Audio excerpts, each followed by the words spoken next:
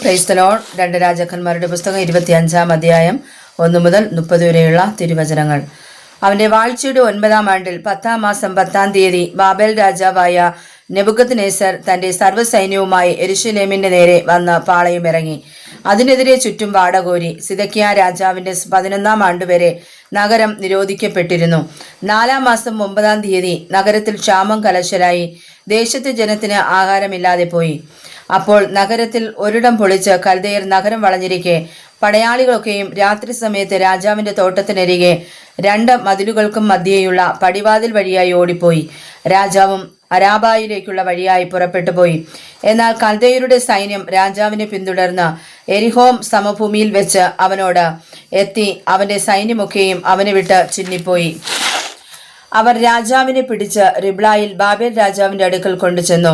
അവർ അവന് വിധി കൽപ്പിച്ചു. അവർ സിദെക്കീയാവിന്റെ പുത്രന്മാരെ അവൻ കാണുകെ കൊന്നു.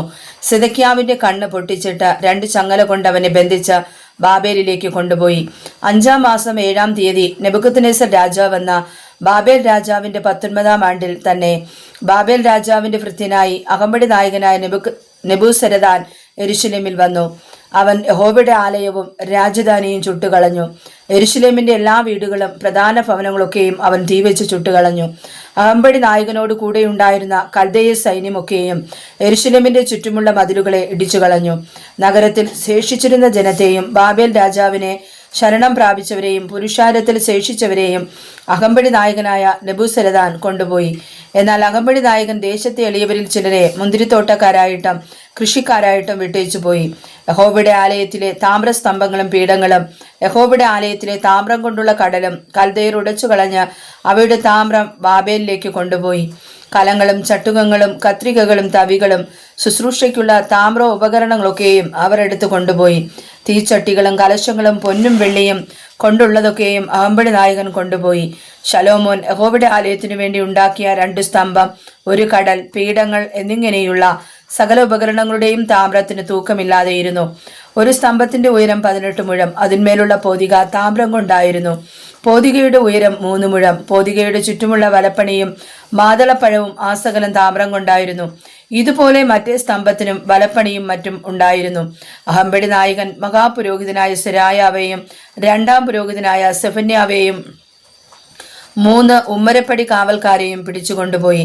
നഗരത്തിൽ നിന്ന് അവൻ യോദ്ധാക്കളുടെ മേൽവിചാരകനായ ഒരു ഷണ്ഡനെയും നഗരത്തിൽ വെച്ച് കണ്ടെത്തിയ രാജപരിചാരകന്മാരിൽ 5 പേരെയും ദേശത്തെ ജനത്തെ പടയ്ക്കു സ്വരൂപിക്കുന്ന സേനാപതിയുടെ രായസക്കാരനെയും നഗരത്തിൽ കണ്ട ദേശത്തെ ജനത്തിൽ 60 പേരെയും പിടിച്ചുകൊണ്ടുപോയി.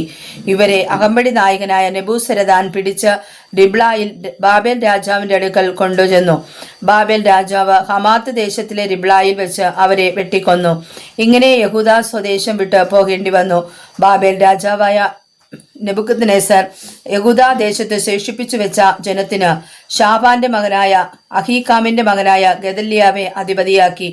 ബാബേൽ രാജാവ് ഗദല്യാവെ അധിപതിയാക്കി എന്ന് നെഥന്യാവിന്റെ മകൻ ഇശ്മായേൽ, കാരേഹിന്റെ മകൻ യോഹനാൻ, നെതോഫാത്തിനായ തൻഹൂമെത്തിന്റെ മകൻ സെരയ്യാവ്, മാഖാത്യന്റെ മകൻ യാസന്യാവ് എന്നിങ്ങനെ സകല സേനാപതികളും അവരുടെ ആളുകളും കേട്ടപ്പോൾ അവർ മിസ്പായിൽ ഗദല്യാവിന്റെ അടുക്കൽ വന്നു. ഗദല്യാവ് അവരോടും അവരുടെ ആളുകളോടും സത്യം ചെയ്ത് അവരോട്, നിങ്ങൾ കൽദയരുടെ ദാസന്മാർ നിമിത്തം ഭയപ്പെടരുത്. ദേശത്ത് പാർത്ത് ബാബേൽ രാജാവിനെ സേവിപ്പിൻ, അത് നിങ്ങൾക്ക് നന്മയായിരിക്കും. എന്നാൽ 7-ാം മാസത്തിൽ രാജവംശക്കാരനായ എലീസായുടെ മകനായ നെഥന്യാവിന്റെ മകനായ ഇസ്മായേൽ 10 ആളുമായി വന്നു. ഗദല്യാവെയും അവനോടുകൂടെ മിസ്പായിലുണ്ടായിരുന്ന യഹൂത്യരെയും കൽദയരെയും വെട്ടിക്കൊന്നു. അപ്പോൾ ആബാലവൃത്തം ജനമൊക്കെയും സേനാപതിമാരും കൽദയരെ ഭയപ്പെടുകയാൽ എഴുന്നേറ്റ് പുറപ്പെട്ട് മിസ്രയീമിലേക്ക് പോയി. യഹൂദ രാജാവായ യഹോയാക്കീന്റെ പ്രവാസത്തിന്റെ 37-ാം ആണ്ടിൽ 12-ാം മാസം 27-ാം തീയതി ബാബേൽ രാജാവായ യെവീൽ മെരോദക് താൻ രാജാവായ ആണ്ടിൽ യഹൂദ രാജാവായ യഹോയാക്കിനെ കടാക്ഷിച്ച് കാരാഗൃഹത്തിൽ നിന്ന് വിടുവിച്ച് അവനോട് ആദരവായി സംസാരിച്ച് അവന്റെ ആസനത്തെ തന്നോടുകൂടെ ബാബേലിൽ ഉണ്ടായിരുന്ന രാജാക്കന്മാരുടെ ആസനങ്ങൾക്ക് മേലായി വെച്ചു. അവന്റെ കാരാഗ്രഹ വസ്ത്രം മാറ്റി അവൻ ജീവപര്യന്തം നിത്യം അവന്റെ സന്നിധിയിൽ ഭക്ഷണം കഴിച്ചു പോന്നു. അവന്റെ അഹോവൃത്തിയോ രാജാവ് അവന് അവന്റെ മരണ ദിവസം വരെ അവന്റെ ജീവകാലമൊക്കെയും നിത്യവൃത്തിക്ക് ദിവസം പ്രതിയുള്ള ഓഹരി കൊടുത്തു പോന്നു. വായിച്ചതായ തിരുവചനങ്ങളാൽ കർത്താവ് നമ്മെ സമർത്ഥമായി അനുഗ്രഹിക്കുമാറാകട്ടെ. ആമേൻ.